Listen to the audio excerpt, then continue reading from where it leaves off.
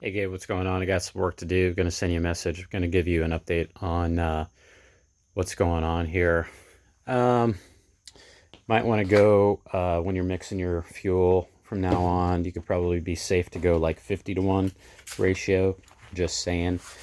Um, I got this kind of reattached this speedometer here for you. That should be good. I got a little chunk of rubber up underneath there. I put this bolt down in here to keep this from slipping around. This grip was getting kind of loose. The pin that fits into the plastic underneath there that it comes with was starting to uh, get that whole wobbly, just out around or whatever, it was starting to wear down, and then that thing eventually just fails. So I just put that extra bolt in there to keep it from turning as you're giving it throttle and working the throttle. Okay, so you got the new tank on there. The brackets that came with this thing did not work. They wouldn't fit on the bar, and these posts here, these threaded rods that are welded into the bottom of the tank, they don't go down as far as the one that came off of your original tank. So I had to just do some little modified metal straps here. Yeah, so those are on there real good. It's hugging that frame real strong.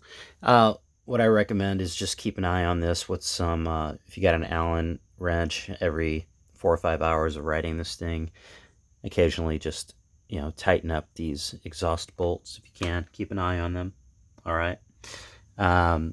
Put a new mount here on the muffler. That one was cracked. It was off. Also, your forward U-bolt here on your forward engine mount just totally dropped off. So I put a new one of those on there, and so that's good. And let's see what else is going on here.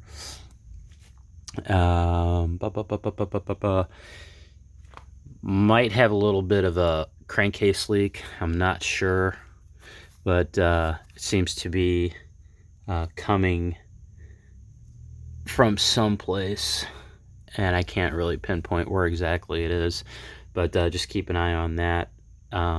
It's coming out of the muffler here a little bit. That's why I'm saying that you might want to thin out the mixture, go 50-to-1.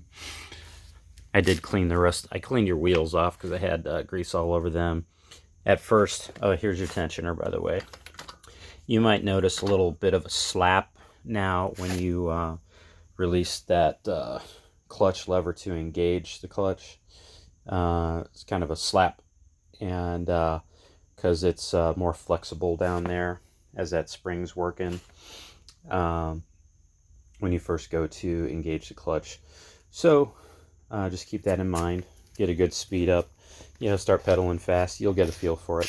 One other thing for this bike, with the throttle, sometimes it'll stick a little bit, and if you go wide open and you bring the throttle back, it might stay up at a higher RPM. If that happens, it's real easy to just, you can hit the kill button for a couple seconds, work the throttle a little bit.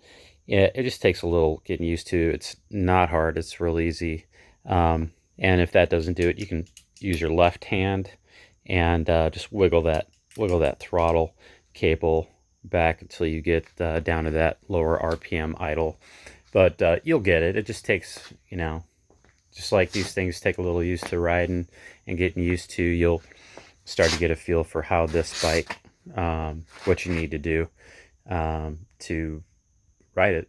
And it's really not bad at all as far as that throttle sticking a little bit. That's what's happening. The throttle cable maybe internally is sticking, and if you ever want to order a new one of these or whatever in the future, you can. But I mean, it's very rideable and easy to work with as it is. And here are your fenders that I took off. The bike looks pretty sweet without them, actually. And on this one, I wanted to leave the rear one on, but there's a mounting bolt that's supposed to go right up in there. And this little, there was a hole there, and this is like an anchor nut that is just basically, it's not even welded in there, I don't think. It's just kind of like pressed into the frame there. And then the bolt holds the let's see, where's that rear one? I think this is the rear. Yeah, that bolt's supposed to go like through there and hold on right to there, I think it is. And anyway, that just started spinning. You know, that just started spinning in there, which sucks.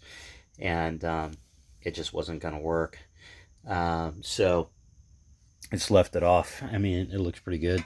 Just don't ride too much in the rain or you're going to get your ass wet. So you can pick that up, come in through the garage door there, and if you want to just set the money, you know, up in here, I think I told you before, you can just set the money right up in there, and you should be good to go, man. So that's it. Enjoy. And you can take these other parts. There is your idler right there. You can take that with you if you want. It was working really good with that. And it works good with the spring tensioner. I think it's actually louder now because that chain is rattling over the roller.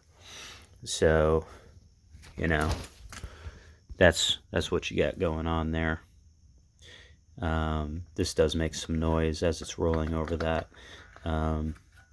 Interesting, but you'll hear it. That's it.